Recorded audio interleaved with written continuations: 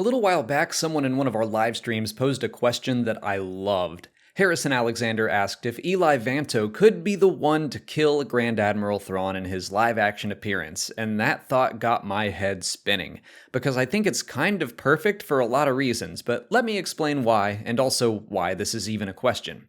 First, in Thrawn's Legends history, the Grand Admiral shows up to fight the New Republic 5 or so years after the events of Return of the Jedi.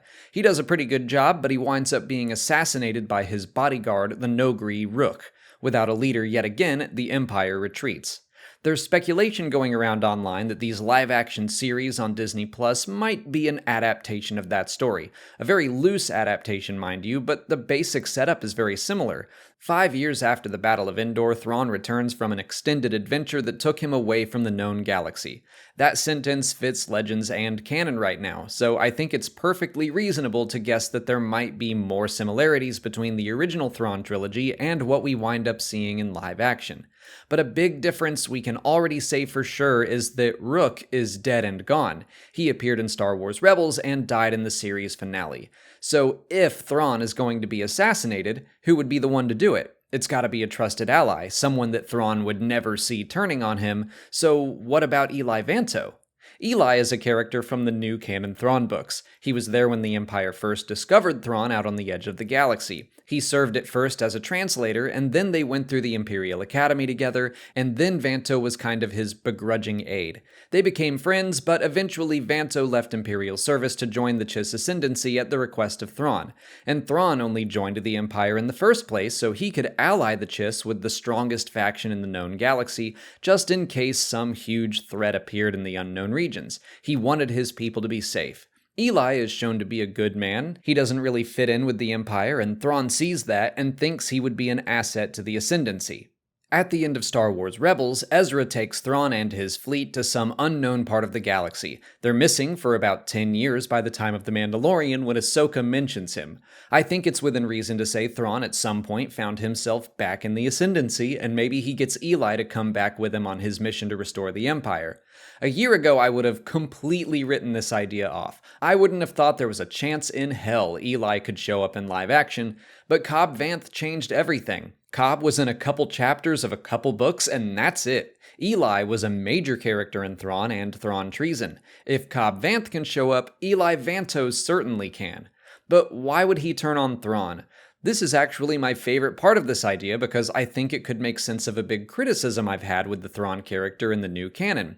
I've done videos before on how I feel the character is treated inconsistently depending on who is writing him. Timothy Zahn writes Thrawn to be more noble, a man who joins the Empire with good intentions and regrets the loss of innocent life. But then in Star Wars Rebels, he's written as a straight-up villain, someone who would kill a man just to make a point, someone willing to bombard a city full of civilians to force Ezra's surrender. I've been guessing that his live-action portrayal will be more along those lines, more along the lines of the Thrawn from the books that introduced him. He doesn't treat his people as expendable, he has their respect, but ultimately he is still an authoritarian villain.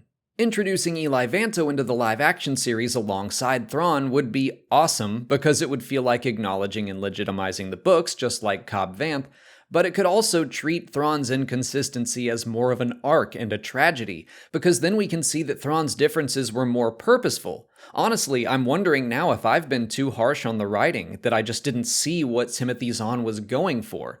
We see a good man come into the Empire to protect his people, but he makes a deal with the literal devil, or at least I consider Palpatine to be the devil of Star Wars. He makes that deal with pure evil for good reasons, but it doesn't matter. That kind of decision always corrupts a person, and we can see that shift over time. Thrawn becomes more and more imperial, and Eli isn't around for a lot of it. He's not there when Thrawn bombards Lothal, for example. So Eli might have been out in the Chiss Ascendancy this whole time, actually helping people, then Thrawn comes along and is like, hey, I need your help restoring the Empire. Things are nuts back in the known galaxy.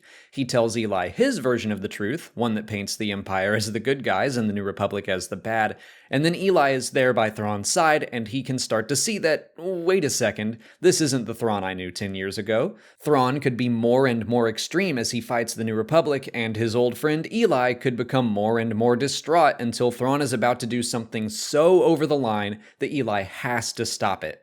We can get that same basic death for Thrawn. We can even have him deliver that final line of how artfully it was done.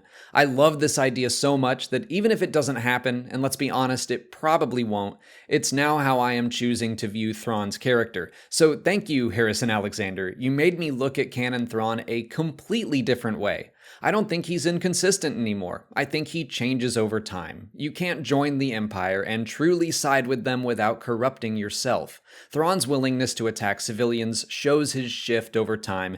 After all, the end of Star Wars Rebels takes place about 10 years after he becomes part of the Empire. No matter how Thrawn is portrayed in live action and whether or not Eli is by his side, I think this is a much more satisfying way to look at the Grand Admiral, a good man gone bad thanks to the choices he felt he had to make for the sake of his people. And personally, I think it would be thrilling and gut-wrenching to have Eli be the one to end Thrawn's story within the Empire in live action. It would mirror what happens in Legends, it would mean something, and Eli would be there for both the beginning and the end of Thrawn's Imperial service. But what do you think of this idea? Let me know in the comments. If you haven't already, please like this video, subscribe to the channel, follow us on Twitch, Twitter, Instagram, and Facebook, and consider checking out our Patreon page. As always, thanks for watching, and may the Force be with you.